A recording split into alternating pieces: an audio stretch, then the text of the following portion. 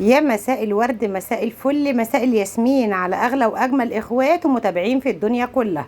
تعالوا نسمي الله ونصلي على رسول الله عليه أفضل الصلاة والسلام، وندخل على الفيديو بتاعنا. النهاردة يا بنات زي ما انتوا شايفين كده هنعمل الكفتة المشوية في الفرن بطريقة سهلة جدا جدا. أهم حاجة ادخلي كده شوفي الفيديو للآخر، ولو أول مرة تشوفي قناتي فضلا وليس أمرا اشتركي في القناة وفعلي الجرس عشان يوصلك كل جديد، ولو لسه ما عملتليش لايك يلا اعملي لي لايك. نقول بسم الله. ومعايا هنا نص كيلو من اللحمه. جبت الكبه ونزلت كده ببصلايه كبيره وعليها نص قرن فلفل احمر ونص قرن فلفل اصفر. ما عندكيش استغنى عن الفلفل، مفيش اي مشكله خالص. بعد كده نزلت بمعلقه صغيره من الملح ونضربهم مع بعض في الكبه. اهم حاجه اوعي تنعمي البصله زياده عن اللزوم، اضربيها كده ناعم بالشكل ده، لان احنا يا بنات هنصفي ناخد الميه والتفل هناخده نحطه على اللحمه زي ما انتوا شايفين. عايزين بقى التتبيله مضروبه بالشكل ده. ومعايا هنا حزمه صغيره من البقدونس. تمام. هنا بقى جبت المصفى وجبت طبق صغير.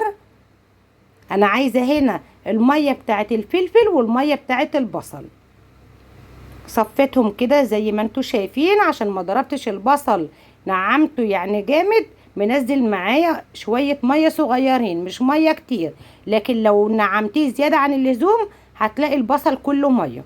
هنا بقى خدت التفل ونزلت بيه كده على اللحمة بالشكل ده. النص كيلو لحمة يا بنات بيتحط عليه بصلاية. لو كترت اكتر من كده بصل للكفتة المشوية الكفتة هتفك منك وطعمها مش هيديكي نفس الطعم. تمام. هنا بقى بعد ما حطيت كده البصل على اللحمة مسكت كده حزمة البقدونس الصغيرة نعمتها كويس جدا بالشكل ده. هنا بقى البهارات اللي انا هحطها على الكفتة، بهارات الكفتة المشوية. البهارات دي يا بنات حلوة جدا جدا. انا هنا بقى ما حطيتش اي بهارات على الكفتة، هي البهارات دي بس، يعني ما حطيتش حاجة غيرها. ونزلت عليهم بمعلقة صغيرة من الفلفل الاسود. بعد كده قلبتهم مع بعض كويس جدا. عايزة تعملي الكفتة وتفضل معاكي كده متماسكة، اعملي ايه؟ بعد ما تمسكيها كده تحط عليها التتبيلة بتاعتها وغطيها ودخليها التلاجة ساعتين او 3. هنا بقى سبت المعلقة وبايدي كده مسكت الكفتة قلبتها كويس جدا جدا. شايفين ما شاء الله ماسكة نفسها وزي الفل. عايزه تشويها على الشوايه تمام، عايزه تشويها على البوتاجاز هتديكي نفس النتيجه اللي انت هتشوفيها معايا الاخر. عايزه تشويها في الفرن زي كده عايزه اقول لكم تحفه. صبع الكفته كده طري وحلو جدا. هنا بقى جبت صينيه وعملت ايه، مسكت بصلايه كده متوسطه قطعتها شرايح بالشكل ده. تمام. وقطعت نص قرن فلفل حامي وطماطميه صغيره. بعد كده بقى نفرد الخضار ده في الصينيه نوزعه كده بالشكل ده. عايزه اقولك بقى الخضار ده بعد الكفته ما استوت طعمه حلو جدا جدا. الكفته منزله الميه اللي فيها وعاطيه يا بنات الخضار طعم حلو قوي قوي. وزعت كده البصل والطماطم والفلفل بالشكل ده. بعد كده قطعت عليهم نص قرن فلفل اصفر. عندك فلفل احمر وعايزه تقطعيه قطعي. انا هنا ما كانش عندي في العلبه دي فلفل احمر. عايزه اقول لكم يا بنات ان الفلفل ده انا مفرزاه من الصيف اللي فات. هنا رشيت رشه كده صغيره من الفلفل، ما حطيتش ملح على الخضار اللي تحت الكفته. بعد كده هنا بقى الصوبع صبعيه زي ما انت عايزه. عايزه تعمليه كده يعني كور صغيره تمام، عايزه تعمليه صوابع كده زي تمام.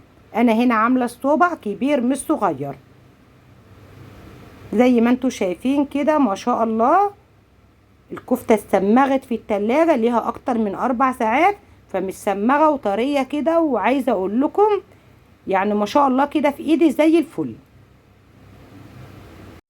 نصبع كمية الكفتة كلها بنفس الطريقة زي ما انتوا شايفين كده. الحتة اللي اتبقت معايا دي يا بنات هعملها كور كده صغيرة. زي ما انتوا شايفين كده. وزعتها كده في الصينية بالشكل ده. هنا بقى الصوص اللي نازل مني من البصل والفلفل الالوان، عايزه اقول لكم حطيته على وش الكفته كده، يعني مخليها فوق الروعه. الكفته يا بنات بعد ما طلعت كده من الفرن، عايزه اقول لكم شكلها بس لوحده كده يفتح النفس. وزعت كده الميه بتاعت البصل والفلفل بالشكل ده. بعد كده جبت ورق فويل وبدات ان انا اغطي الكفته. غطي الكفته هتطلع معاكي طريه كده وزي الفل. زي ما انتوا شايفين كده ما شاء الله. غطيتها كده بورق الفويل بالشكل ده. الفرن يكون والع على درجة حرارة عالية مش واطية. والكفتة يا بنات حطيتها في الرف اللي تحته خالص. بعد كده بقى جبت الحلة وهنا معايا بصلاية صغيرة. بعد البصلاية ما خدت كده تشويحة في الزيت بالشكل ده، نزلت عليهم بأربع وحدات من القرنفل. تمام. بعد كده ننزل عليهم بمعلقة كبيرة من بهارات الكبسة. تمام. نقلبهم مع بعض كده، نديهم تقليبة مع بعض. عايزة اقولك بقى تعالي كده مكاني وشم الريحة. ريحة البهارات دي حلوة جدا جدا. عايزة تحطي بقى عود قرفة، تحطي ليمونايه براحتك خالص. انا هنا ما حطيتش اي حاجة غير القرنفل. بعد كده نزلت عليهم بنص كيلو من الرز البسمتي. تمام. نديهم كده تقليبة مع بعض. وجنبي انا مولعة الكاتل فيه مية، وننزل عليهم بالمية المغلية بعد ما اديتهم كده تشويحة مع بعض. بعد كده نزلت عليهم بربع معلقة صغيرة من الفلفل الاسود، وننزل بالملح.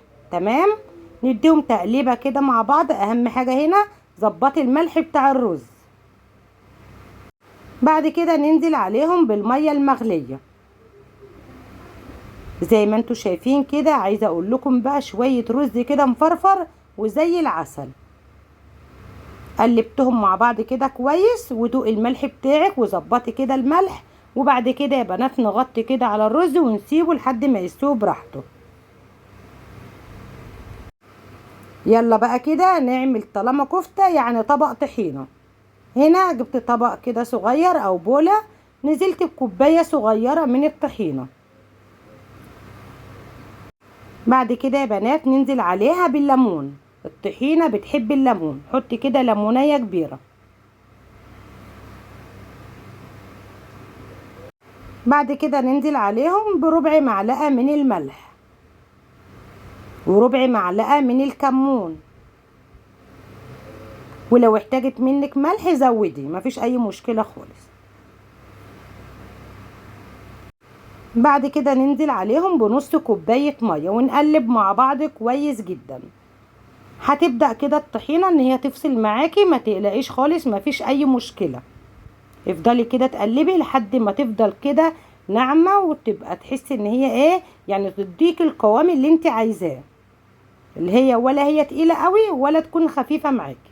بعد كده نزلت عليهم بمعلقة كبيرة من الزيت ونقلب مع بعض كويس جدا. لقيتيها تقيلة حطي معلقة كبيرة من المية، زودي كده المية واحدة واحدة. زي ما انتوا شايفين كده يا بنات بدأت ان هي تنعم معايا. بعد كده ننزل عليها بفصين من التوم، او هنا انا عندي دقة، خدت كده ربع معلقة من الدقة بس. فصين التوم ابشريهم كده بالمبشرة. تمام. او تنعميهم بايدك كويس جدا. بعد كده قلبت الطحينة كويس بالشكل ده، وكده الطحينة بقت جاهزة معايا وزي الفل. هنا الكفتة كانت استوت معايا كده زي ما انتوا شايفين. ايه رأيكم بقى في الجمال ده؟ مولعة على فحم. هنا بقى كان عندي في مكان فاضي يعني بين صبع الكفتة والتاني، حطيت كده الفحم بالشكل ده. غطي بورق الفويل وشم الريحة. عايزة اقول لكم بقى الكفتة دي يا بنات طعمها كأنك شوياها على الفحم. يعني بصوا ما شاء الله الفحم مخلي ريحتها حلوة قوي قوي. غطيت عليها كده بالشكل ده لحد يا بنات مغرف الغدا. هنا بقى جبت طبق كده صغير، حطيت في كل طبق يعني شوية من الطحينة. لو عندك مخلل حطي، انا بصراحة مخلصه المخلل كله، فانا استكفيت هنا بالطحينه. تعالوا بقى نجهز احلى صينيه مع بعض. هنا بقى جبت الصينيه ولفيتها كده بورق الفويل. بعد كده يا بنات نزلت بالرز. شايفين بقى الرز عامل ازاي؟ شويه رز كده مفرفرين وزي العسل. ايه رايكم بقى في الجمال ده؟ نوزع الرز كده زي ما انتوا شايفين. يا سلام بقى لو عندك عزومه وعملت صينيه زي دي، حاجه كده تشرفك في اي عزومه.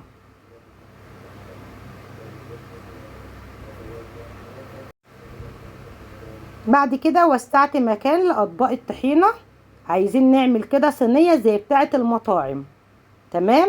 هنا يا بنات الفحم كان برد تماما. تعالوا بقى نوزع الكفته على الصينيه. يا سلام لو عندك عزومه وعملت الصينيه زي دي، عايزه اقولك تشرفك في اي عزومه. وزعت الكفته على وش الرز بالشكل ده. والصوص يا بنات اللي تحت الكفته طعمه حلو جدا جدا. شايفين صبع الكفته كده متماسك وطري وزي العسل. صينيه شيك وتشرفك في اي عزومه. ايه رايكم بقى في الجمال ده؟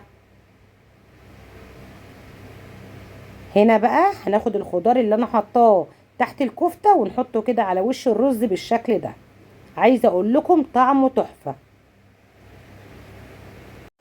جربوا يا بنات الكفته بالطريقه دي وان شاء الله تعجبكم وهتطلع معاكم احلى من كده بكتير. ربنا يحسن ما بين ايديكم. وده كان الفيديو بتاعنا بتاع النهارده. يا رب الفيديو يكون بسيط ويكون خفيف على قلوبكم وينال اعجابكم. نشوفكم في فيديو جديد، والسلام عليكم ورحمه الله وبركاته.